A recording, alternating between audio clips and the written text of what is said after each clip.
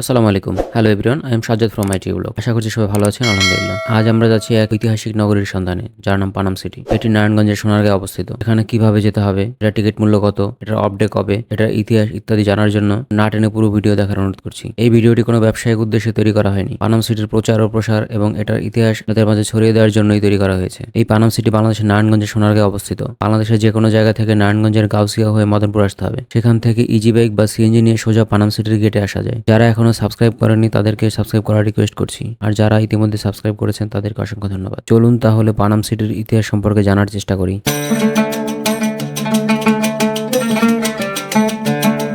পানাম নগরের মেইন গেটের বাঁ পাশেই টিকিট কাউন্টার। দেশি পর্যটক 20 টাকা, বিদেশি পর্যটক 300 টাকা ও সার্কভুক্ত বিদেশি পর্যটকদের 100 টাকা মূল্যে টিকিট কাটতে হয়। এটি গ্রীষ্মকালে সকাল 10টা থেকে বিকাল 6টা এবং শীতকালে সকাল 9টা থেকে বিকাল 5টা পর্যন্ত খোলা থাকে। দুপুরে আধা ঘন্টা বিরতি। পানাম সিটির রবিবার সাপ্তাহিক অফ ডে। রমজান মাসের সময়সূচি একটু চেঞ্জ হতে পারে, ভিডিওটি পজ করে দেখে নিন।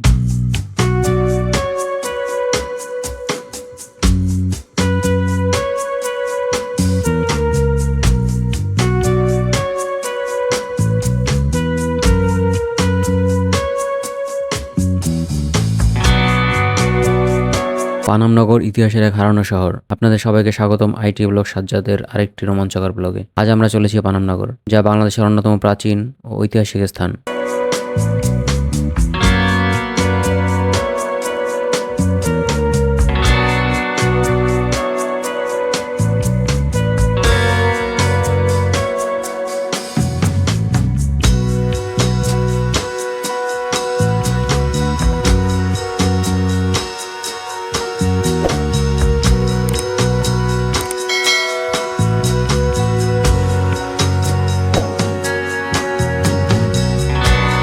সোনারগাঁয়ে অবস্থিত এই নগর একসময় মুঘল ও ব্রিটিশ উপনিবেশিক আমলে একটি সমৃদ্ধ বাণিজ্য কেন্দ্র ছিল। এই ঐতিহাসিক নগরের সরু রাস্তা ধরে হাঁটলেই চোখে পড়বে শত শত বছরের পুরনো বণিকদের বাসভবন, অপূর্ব স্থাপত্য শৈল এবং একসময়ের গৌরবময় অতীতের চিহ্ন। পানাম নগর যেন এক জীবন্ত ইতিহাস, যেখানে প্রতিটি দেয়াল ও ইট অতীতের গল্প বলে। চলুন ঘুরে দিকে পানাম নগরের রহস্য, ইতিহাস ও লুকানো সৌন্দর্য। ভিডিওটি ভালো লাগলে অবশ্যই লাইক, কমেন্ট, সাবস্ক্রাইব করে শেয়ার করবেন, যাতে অন্যরাও দেখতে পায়। অন্যরকম ভ্রমণের অভিজ্ঞতা পেতে আমাদের সাথেই থাকুন।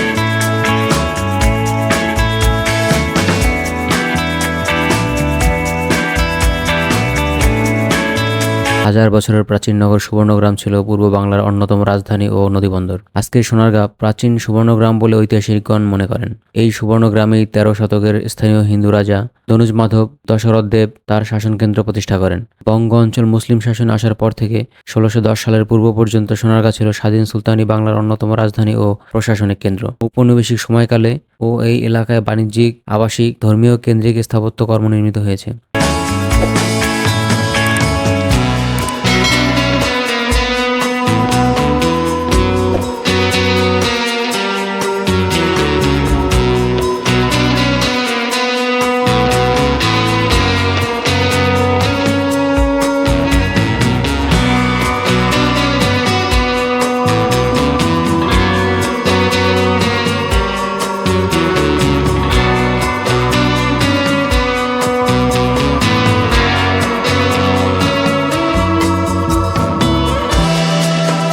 রাজধানী ঢাকা থেকে 30 কিলোমিটার দক্ষিণ পূর্বে পানাম নগরের অবস্থান। 19 শতকের গোড়ার দিকে ধনাঢ্য হিন্দু বণিকদের দ্বারা পানাম নগরের গোড়াপত্তন ঘটে। পূর্ব দক্ষিণে বিস্তৃত প্রায় 600 মিটার দীর্ঘ ও 5 মিটার প্রশস্ত একটি সড়কের দুই পাশে সুরম্য মোট 52টি ভবন নিয়ে পানাম নগর। ভবনগুলির অধিকাংশ আয়তাকার এবং উত্তর দক্ষিণে বিস্তৃত। উচ্চতা একতলা থেকে 3 তলা।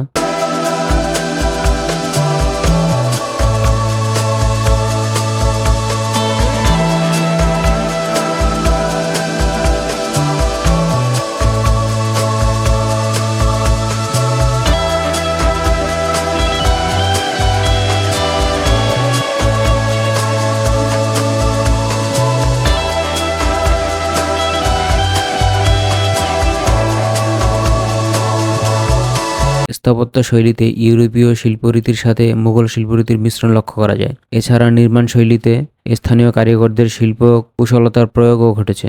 বিভিন্ন পরিমাপের ইটের সঙ্গে চুন, সুরকি, আস্তর দিয়ে নির্মিত ভবনসমূহে ব্যবহৃত হয়েছে মোজাইক, রঙিন কাজ, চিনি টিকরি, সাদে কাঠের বিম্বর্গা। চমৎকার স্টাকো অলঙ্করণে সমৃদ্ধ ভবন সমূহের দুই পাশে পরিবেষ্টিত পরিখা, ঘাট সহ পুকুর ও অনেকগুলো কূপ রয়েছে।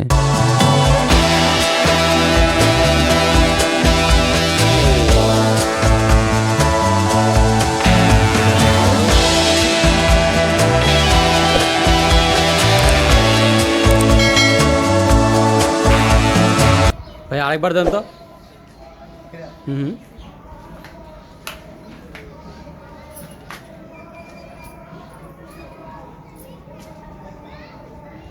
এবার একটা হাততালি তো দেন তার জন্য।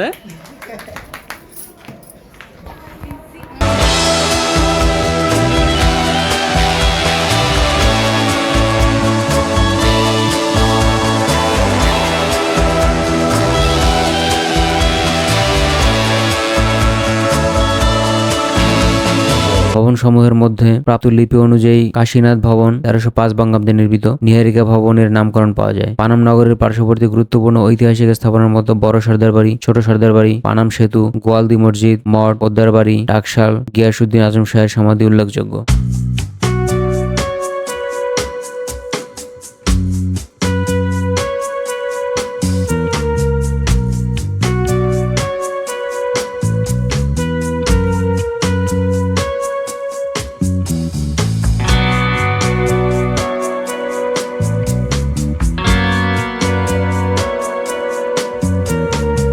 পানাম নগর বাংলাদেশের একটি ঐতিহাসিক শহর, যা নারায়ণগঞ্জ জেলার সোনারগাঁও উপজেলায় অবস্থিত। এটি একসময় বাংলার প্রাচীন রাজধানী সোনারগাঁয়ের অংশ ছিল এবং মুঘল আমল থেকে শুরু হয়ে ব্রিটিশ ঔপনিবেশিক সময় পর্যন্ত এটি একটি গুরুত্বপূর্ণ বাণিজ্যিক কেন্দ্র হিসেবে পরিচিত ছিল। সোনারগাঁ ছিল বাংলার প্রথম রাজধানীগুলোর মধ্যে একটি, যা 1300 থেকে 1700 শতকের মধ্যে গুরুত্বপূর্ণ রাজনৈতিক ও ব্যবসায়িক কেন্দ্র হিসেবে বিকশিত হয়। পানাম নগর মূলত হিন্দু বণিকদের আবাসস্থল ছিল, যারা মূলত সুতি কাপড়ের ব্যবসার সঙ্গে জড়িত ছিলেন। সোনারগাঁয়ের বিখ্যাত মসলিন কাপড় বিশ্বের বিভিন্ন দেশে রপ্তানি করা হতো। ব্রিটিশ শাসনামলে পানাম নগর আরও সমৃদ্ধি লাভ করে।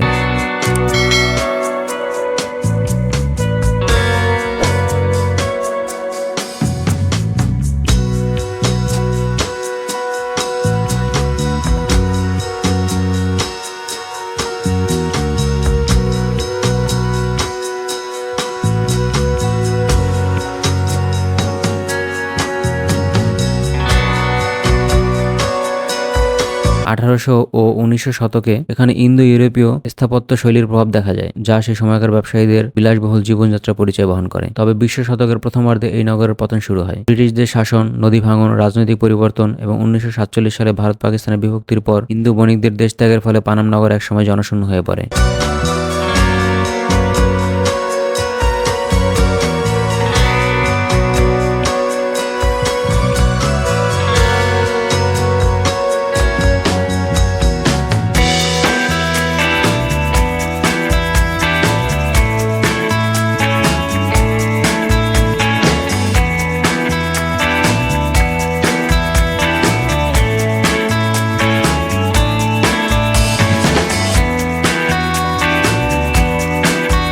বর্তমানে পানাম নগর একটি প্রত্নতাত্ত্বিক ও ঐতিহাসিক স্থান হিসেবে সংরক্ষিত। এখানে প্রায় 52টি পুরনো ভবন রয়েছে, যা আজও অতীতের সাক্ষী হিসেবে দাঁড়িয়ে আছে। 2006 সালে বিশ্ব ঐতিহ্য ফাউন্ডেশন পানাম নগরকে বিশ্বের 100টি বিপন্ন ঐতিহ্যের তালিকায় অন্তর্ভুক্ত করে। পানাম নগরের ঐতিহাসিক স্থাপত্য, পুরনো ভবন, সরু রাস্তা ও রহস্যময় পরিবেশের জন্য পর্যটকদের কাছে বিশেষ আকর্ষণের স্থান।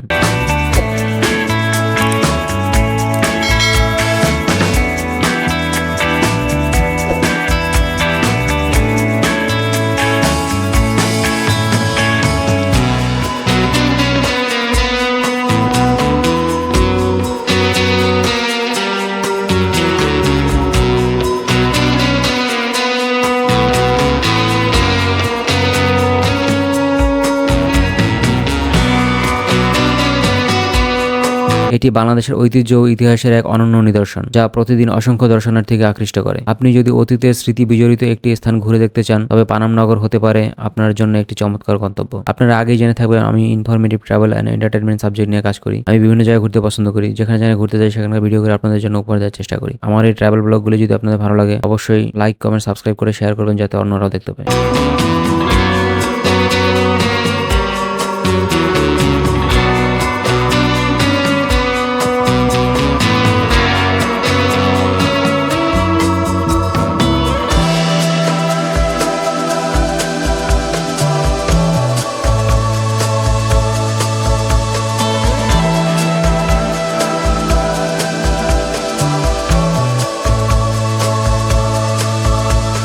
আজকের ভিডিওটি মোবাইল দিয়ে করা, সেজন্য স্টেবিলাইজেশন একটু প্রবলেম হতে পারে। আপনারা আগেই জেনে থাকবেন আমার পায়ে প্রবলেমের জন্য হয়তো পুরোটা ঘুরে দেখাতে পারিনি, যদি কোনো কিছু বাদ পড়ে থাকে সেজন্য দুঃখিত। ঘুরতে ঘুরতে বিকেল হয়ে যাচ্ছে, তাই এবার যাবার পালা। আমার ভিডিও যদি ভালো লাগে অবশ্যই লাইক কমেন্ট সাবস্ক্রাইব করে শেয়ার করবেন যাতে অন্যরাও দেখতে পায়। আর সাথে থাকা বেল আইকন ক্লিক করে অল নোটিফিকেশন অন করে দিবেন যাতে আমার সকল ভিডিও আপনার কাছে সবার আগে পৌঁছে যায়। পরবর্তীতে কোন জায়গায় সম্পর্কে জানতে চান তা কমেন্টসে জানাবেন, কোনো ভুল হলে সেটাও জানাবেন। এতক্ষণ যারা ধৈর্য ধরে আমার ভিডিওটি সম্পূর্ণ দেখলেন তাদের সবাইকে ধন্যবাদ জানিয়ে লাইক কমেন্ট শেয়ার করার রিকোয়েস্ট করছি। পরবর্তী ভিডিও আসার আগ পর্যন্ত সবার সুস্থতা কামনায় আল্লাহ হাফেজ।